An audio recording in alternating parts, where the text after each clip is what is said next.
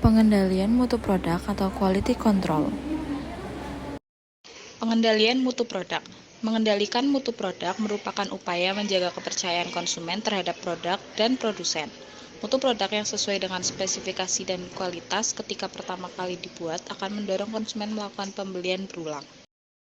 1. Sistem pengendalian produk.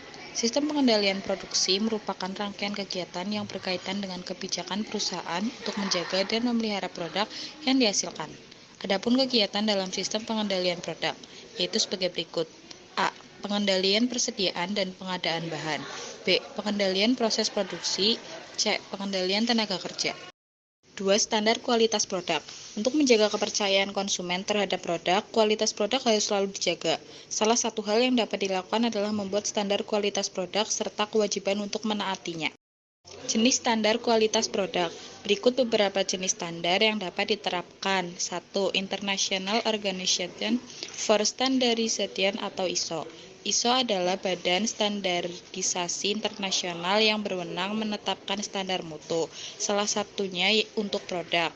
Manfaat penerapan standar ISO dalam bidang bisnis adalah meningkatkan kepercayaan konsumen terhadap produk perusahaan. 2. Standar Nasional Indonesia atau SNI. SNI adalah standar nasional di Indonesia yang disesuaikan dengan WTO.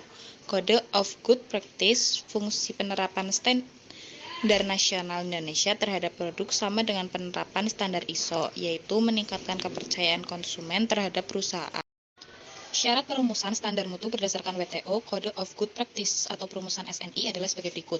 1. Keterbukaan atau openness. 2. Transparansi atau transparency. 3. Konsensus dan tidak memihak. 4. Efektif dan relevan. 5. Koheren. 6. Berdimensi pembangunan atau development dimension. 7. Mutu buku atau standar quality. Tujuan standar kualitas produk. 1. Menjembatani kepentingan konsumen dan produsen. 2. Melancarkan pergerakan arus barang dan jasa dalam perdagangan. 3. Meminimalkan hambatan dalam kegiatan operasional produksi dan pemasaran. 4. Mempercepat penyesuaian sistem standar mutu. 5. Meningkatkan daya saing melalui kualitas dan keamanan produk. 6. Memudahkan penyesuaian mutu produk berdasarkan standar yang berlaku. 3. Pengendalian kualitas produk. Menurut Kusmana, standar dan kualitas produk adalah dua hal yang berkaitan dan dapat saling mempengaruhi. Untuk itu, diperlukan upaya pengendalian untuk memastikan bahwa kualitas produk sesuai dengan standar yang berlaku. Pendekatan pengendalian kualitas produk. 1. Elemen produksi adalah kesesuaian antara manajemen produksi dan proses produksi dengan integritas perusahaan. 2. Komposisi produksi mencakup pengetahuan, keterampilan, pengalaman, dan kualitas kerja.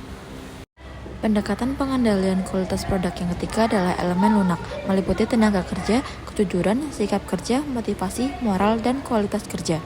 Yang keempat ada kontrol produksi, meliputi pemantauan visual produk oleh petugas, kemudian pencatatan dan deskripsi apabila terdapat produk yang kualitas mutunya tidak memenuhi standar. 4. Kinerja sistem produksi. Pengukuran kinerja dilakukan untuk menilai keberhasilan pelaksanaan produksi dalam mewujudkan visi dan misi perusahaan. Salah satu instrumen pengukuran keberhasilan kinerja sistem produksi adalah teknik mengukur keberhasilan kinerja sistem produksi berdasarkan 4 perspektif, meliputi perspektif finansial, perspektif pelanggan, perspektif proses internal bisnis, serta perspektif pertumbuhan dan pembelajaran. 5. Pendekatan quality control. Pengendalian kualitas adalah upaya mencegah terjadinya penyimpangan dalam proses produksi. Tujuan lain dari KC adalah memperbaiki kesalahan yang timbul pada proses produksi sebelumnya. Pendekatan KC umumnya dilakukan melalui 3 cara, yaitu sebagai berikut. 1. Pendekatan masukan atau input. Salah satu faktor penentu keberhasilan proses produksi adalah terpenuhinya kebutuhan atas produk yang berkualitas. Kualitas produk pada dasarnya sangat dipengaruhi oleh bahan baku, baik dalam hal penyimpanan maupun pengolahan. 2. Pendekatan proses. Pengendalian proses produksi dilakukan melalui pengawasan yang ketat terhadap proses produksi. Setiap tenaga kerja yang akan melakukan proses produksi harus diberikan pemahaman terkait proses operasional standar. Pelaksanaan proses produksi dengan berpedoman pada POS akan meminimalkan penyimpangan dan kerusakan peralatan produksi. 3. Pendekatan hasil atau output. Pendekatan hasil dilakukan dengan mengamati kesesuaian produk akhir dengan standar yang telah ditetapkan.